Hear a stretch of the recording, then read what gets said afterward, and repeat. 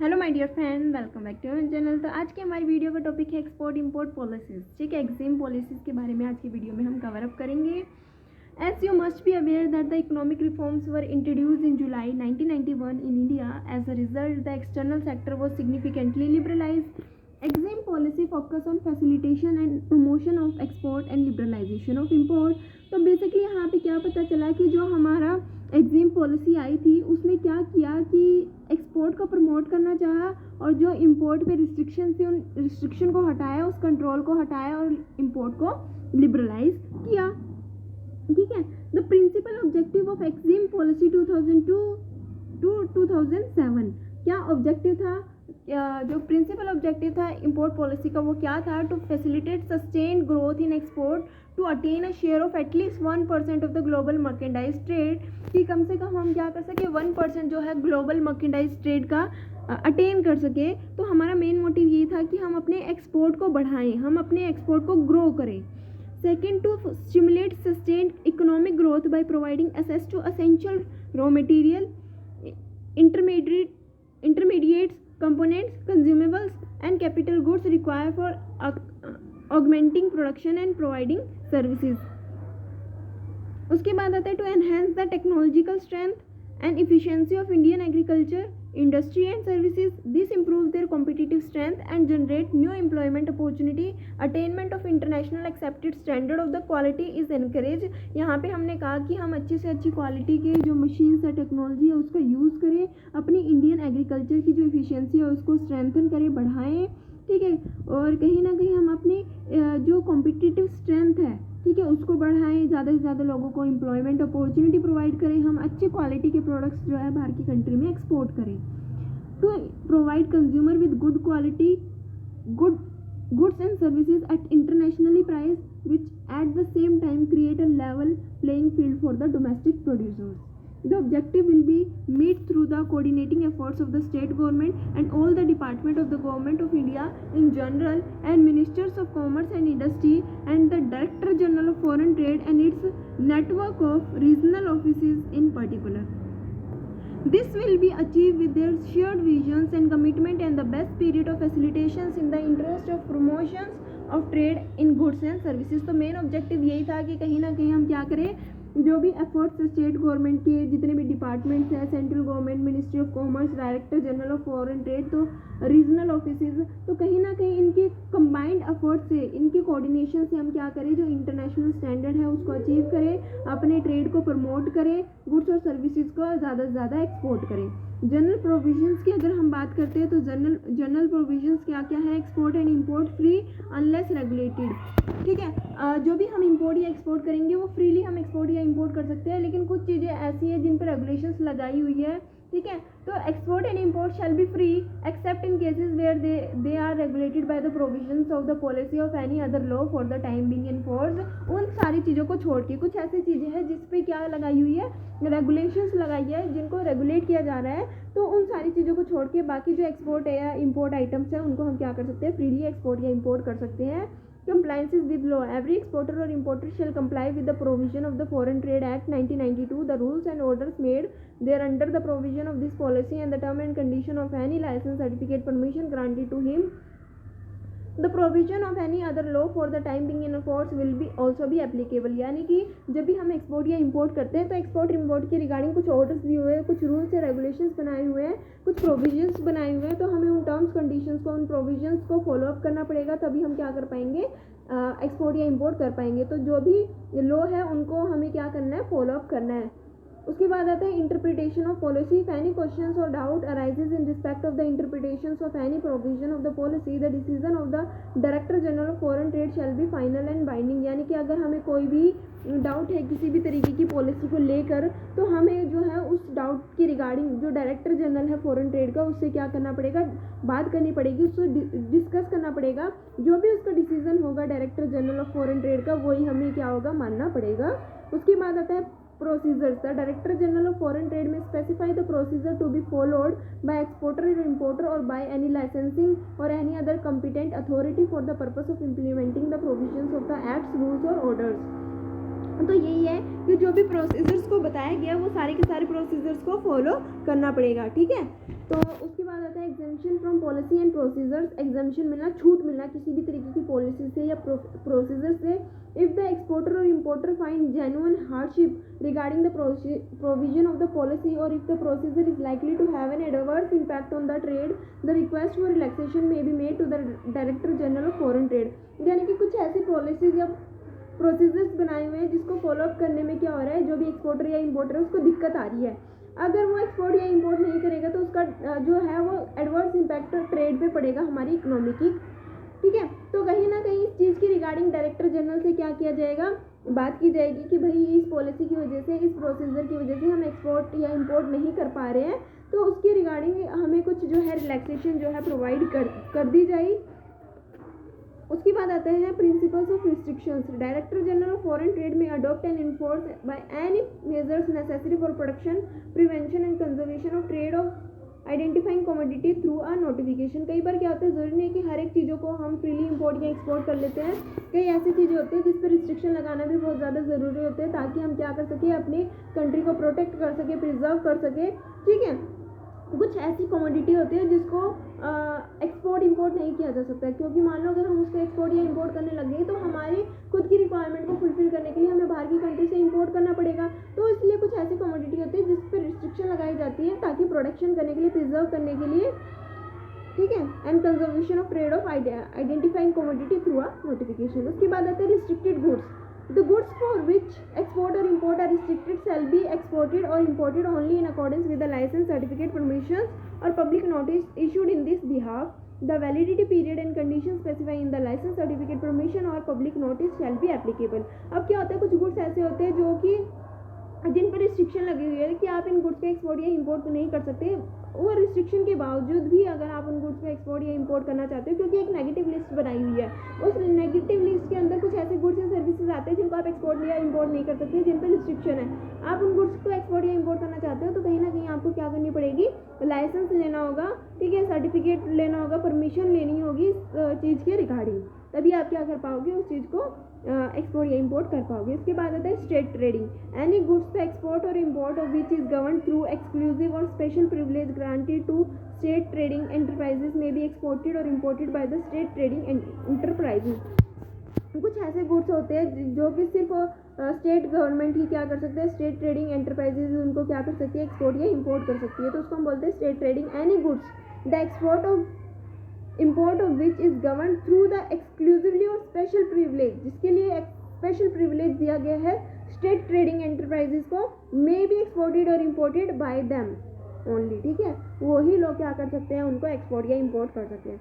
Exporter importer code number. No export or import shall be made by any person without any importer exporter code number unless specifically exempted. यानी कि जब आप export या import कर रहे हो किसी भी चीज़ को, किसी भी कमोडिटी को, तो आपको जो है एक्सपोर्टर इंपोर्टर कोड नंबर की रिक्वायरमेंट है। अगर आपके पास एक्सपोर्टर या इंपोर्टर कोड नंबर नहीं है तो आप उस चीज़ को एक्सपोर्ट या इंपोर्ट नहीं कर पाओगे जब तक अगर कोई एग्जेम्पशन नहीं दिया। अगर कोई एग्जेम्पशन दी है कि भाई आपको जो है ये गुड्स एक्सपोर्ट या इंपोर्ट कर सकते हैं, आपका लाइसेंस की ज़रूरत नहीं है, आपको एक्सपोर्ट इंपोर्ट कोड नंबर की ज़रूरत नहीं है, तो आप फ्रीली कर सकते हो। लेकिन अगर लिखा हुआ है कि हर किसी को जो है वो generally exporter importer code number की रिक्वायरमेंट होती है, अगर एग्जाम्पशन मिली हुई है तो कोई ज़रूरत नहीं है इस तरीके के नंबर लेने की।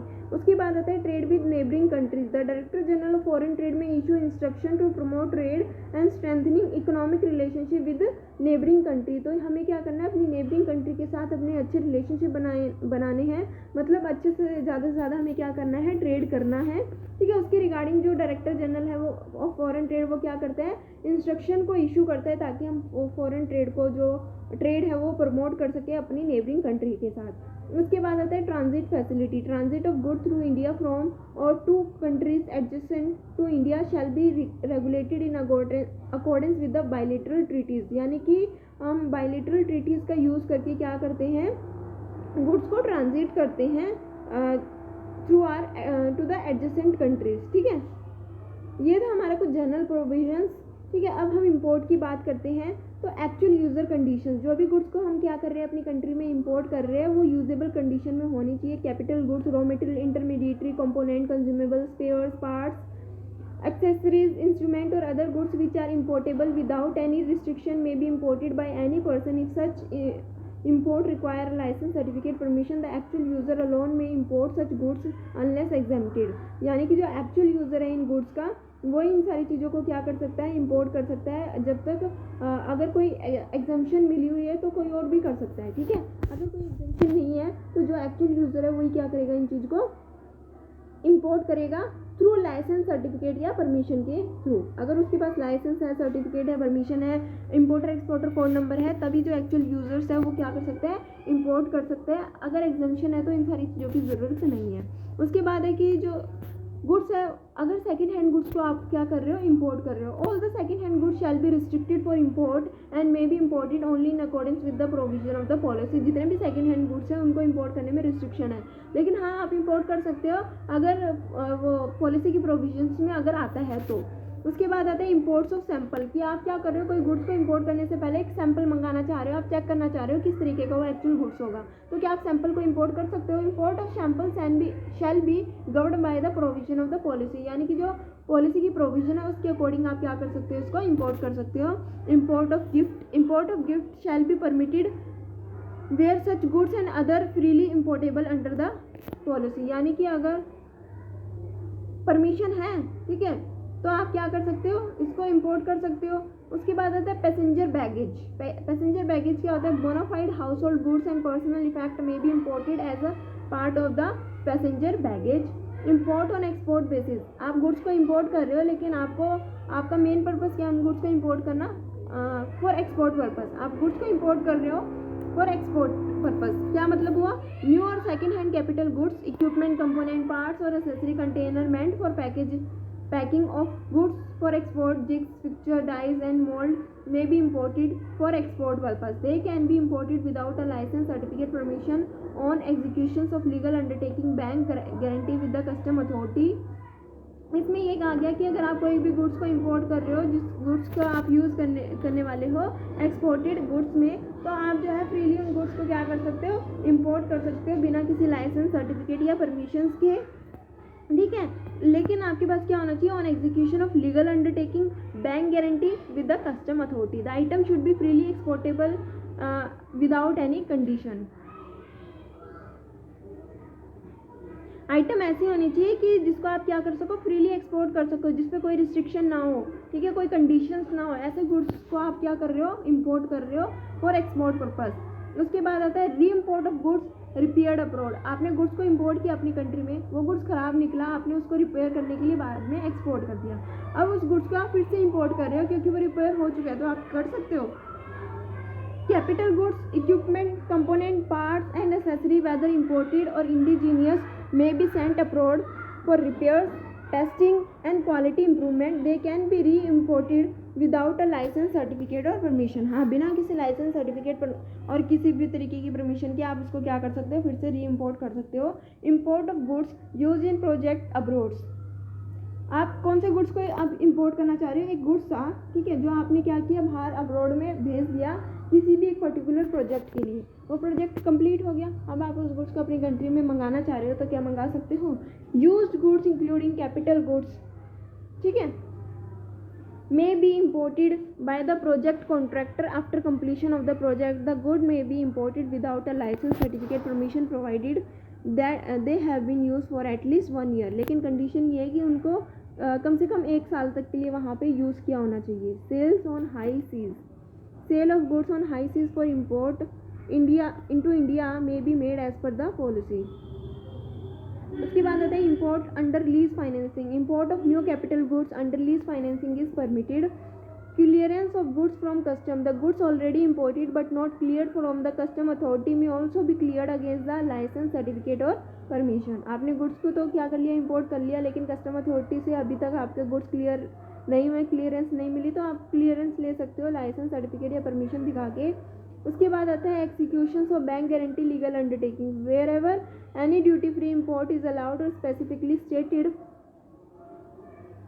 wherever any duty free import is allowed or specifically stated, the importer shall execute a bank guarantee legal undertaking, ठीक है, with the custom authority before clearance of goods को क्लियरेंस करने से पहले, मान लो कोई गुड्स आपको अलाउ किया गया है कि आप बिना किसी तरीके की ड्यूटी को पे किए गुड्स को इंपोर्ट कर सकते हो, तो आपको क्या करना पड़ेगा, कस्टम अथॉरिटी को जो है वो बैंक की गारंटी या लीगल अंडरटेकिंग दिखानी पड़ेगी, तभी आपको क्या मिलेंगे, गुड्स कस्टम अथॉरिटी से आपको क्लियरेंस मिलेगी।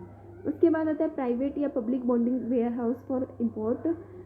It may be set up in the domestic tariff area as per the terms and condition of notification issued by the Department of Revenue. इसके बाद आता है हमारा export, free export. All the goods may be exported without any restriction except to the extent such export are regulated to be provision of exim policy or any other law for the time being in enforce। कोई भी आप goods को freely क्या कर सकते हो, export कर सकते हो, लेकिन हाँ कोई गुड्स ऐसे है जिसको रेगुलेट किया जा रहा है, ठीक है, जिस पे रिस्ट्रिक्शन है, तो आपको जो है प्रोविजन जो एग्जिम पॉलिसी के जो रेगुलेशंस है, जिस तरीके से रेगुलेट किया जा रहा है उसी तरीके से आपको क्या करना पड़ेगा, उसको एक्सपोर्ट करना पड़ेगा। उसके बाद आता है एक्सपोर्ट ऑफ सैम्पल्स। आप क्या जो भी गुड्स को एक्सपोर्ट करना चाह रहे हो बाहर की कंट्री में, सबसे पहले इंपोर्टर कहता है कि भाई हमें सैम्पल दो, तो आप सैम्पल एक्सपोर्ट कर रहे हो, तो क्या अलाउड है? हाँ। Export of samples and free of charge goods shall be govern by the provision of the policy. जो भी पॉलिसी की प्रोविजन है उसके अकॉर्डिंग क्या है, आप गवर्न किया जाएगा। Export of passenger baggage. Passenger baggage क्या है, सामान, ठीक है, कोई भी पर्सन हमारी कंट्री में आया, वो हम अपना सामान भूल गया, तो क्या हम उसका सामान उसको भेज सकते हैं, एक्सपोर्ट कर सकते हैं। Bona fide personal baggage may be exported either along with the passenger or if unaccompanied within 1 year before or after the passenger departure from India. यानी कि एक जो पैसेंजर इंडिया में आया था, बाहर का कोई पर्सन इंडिया के अंदर आया, वो अपना सामान यहाँ भूल गया है, तो हम उसका सामान जो है वो भेजना चाहते हो, तो आप भेज सकते हो 1 साल के अंदर अंदर। जब वो यहाँ से गया तो उसके 1 साल के अंदर अंदर भेज सकते हो, या फिर अगर आप पहले भेजना चाहते हो उसका सामान, तो उसके जाने से पहले उसका सामान भेज सकते हो। Export of gifts. Goods including edible item of value not exceeding ₹1 lakh in a licensing year may be exported as a gift. यानी कि 1 लाख तक का आप सामान क्या कर सकते हो, एक्सपोर्ट कर सकते हो as a gift. Export of spares. Warranty spares of plant equipment or any other goods whether indigenous or imported may be exported along with the main equipment. It can also be exported subsequently within the contracted warranty period subject to approval of RBI। यानी कि आप spare parts को भी क्या कर सकते हो, export कर सकते हो, यानी कि जो मेन इक्विपमेंट के पार्ट है उसके लिए आपको क्या करना पड़ेगा, RBI की अप्रूवल लेनी पड़ेगी। Third party export shall be allowed. Export of imported goods, ठीक है, आपने कोई गुड्स को इंपोर्ट किया था, आप क्या करने वाले हो, एक्सपोर्ट करने वाले हो, तो क्या कर सकते हो, इंपोर्टेड गुड्स को export. Goods imported may be exported in the same or subsequently the same form without a licence certificate और permission the item should not be restricted item. कर सकते हो, लेकिन जो आइटम आप एक्सपोर्ट करने वाले हो उस पर किसी भी तरीके की रिस्ट्रिक्शन नहीं होनी चाहिए। Export of replacement goods or parts there have और being exported and found defective or damaged or unfit may be replaced free of charges by the exporter. They should not be restrictive item। कोई चीज़ आपने export की, ख़राब निकली, damage निकली, आप उसको replace करना चाहते हो, आप कर सकते हो, लेकिन आइटम रिस्ट्रिक्टेड आइटम नहीं होनी चाहिए। Export of repair goods. If goods or parts are exported and found defective or damage or unfit may be imported for repair or subsequently re export. Private bonded warehouses. यानी कि इसमें क्या कहा गया कि आपने कोई गुड्स को क्या किया, एक्सपोर्ट किया, वो ख़राब निकला, आप उसको रिपेयर करके फिर से क्या कर सकते हो, एक्सपोर्ट कर सकते हो। ऊपर वाले में था एक्सपोर्ट ऑफ रिप्लेसमेंट गुड्स, यानी कि आपने कोई गुड्स एक्सपोर्ट किया, ठीक है, वो ख़राब निकला, किसी भी तरीके के लिए अनफिट था, उसको रिप्लेस करके आप फिर से क्या कर सकते हो, एक्सपोर्ट कर सकते हो। Private bonded warehouses exclusively for export में be set up in the domestic tariff area as per the terms and condition of the notification issue by the department of revenue. Denomination of export contract. All the export contract and invoice should be denominated either in freely convertible currencies or Indian rupees. Export proceeds shall be realized in freely convertible currency. If the payment are received through the Asian Clearance Union, they shall be denominated in ACU dollar। यानी कि किस तरीके से export की जो value है उसको convert किया जाएगा, मनी को किस तरीके से कन्वर्ट किया जाएगा, उसकी बात की गई है। Realisation of export proceeds. If an exporter fail to realise the export proceeds with in the time specified by the RBI, she will be liable to action in accordance with the provision of the policy act. यानी कि हमने सामान को जो export किया था और इतना टाइम दिया था कि भाई इस टाइम के अंदर हमें जो है वो पैसे दे देना, लेकिन अगर हमें पैसे ना मिले तो हम क्या कर सकते हैं, उस पर्सन के अगेंस्ट एक्शन ले सकते हैं जो भी पॉलिसी की प्रोविजन में लिखा हुआ है। उसके बाद आते हैं हमारे 3 पॉइंट और रह गए, ठीक है। उसके बाद आता है free movement of goods meant for export shall not be withheld delay for any reason by any agency of the government in case of doubt undertaking may be asked for from exporter। Free movement of goods, freely आप क्या कर सकते हैं, goods को export कर सकते हो बिना किसी डिले के, बिना किसी रीजंस के, ठीक है। अगर कोई तरीके का किसी भी तरीके का डाउट है तो आप क्या कर सकते हैं, एक्सपोर्टर से पूछ सकते हो। उसके बाद है नो सीजर्स ऑफ स्टॉक, किसी भी तरीके का जो स्टॉक है वो सीज नहीं किया जाएगा। The stock which disturb the manufacturing and deliver schedule of export shall not be seize by any agency. In exceptional cases, it can be seized on the basis of prima facie evidence. Such seizure should be lifted within 7 days। यानी कि अगर आप seize करना चाह रहे हो किसी भी तरीके का स्टॉक को तो वो उसके लिए प्रॉपर एविडेंस होने चाहिए। उसके बाद आता है हमारा export promotion council which was set up to promote the export from the country। registration का membership certificate any person applying for a license certificate permissions, ठीक है। any person who are applying for a license certificate permission to import or export or to get any other benefit or concession shall be required to furnish register come membership certificate. यानी कि अगर कोई और किसी भी तरीके के benefit या कंसेशन चाहता है तो वो तभी ले पाएगा जब उसके पास रजिस्ट्रेशन कम मेंबरशिप सर्टिफिकेट होगा। तो आई होप आप सभी का टॉपिक जो है वो अच्छे से क्लियर हो गया होगा, समझ में आ गया होगा। क्या क्या हमने पढ़ा इंपोर्ट के रिगार्डिंग जो प्रोविजंस थे, एक्सपोर्ट के रिगार्डिंग जो प्रोविजंस थे, जनरल प्रोविजन जो थे एग्जिम पॉलिसी की वो हमने पढ़ी, ठीक है। तो वीडियो अच्छी लगी तो लाइक शेयर सब्सक्राइब करना मत भूलना। Thanks for watching.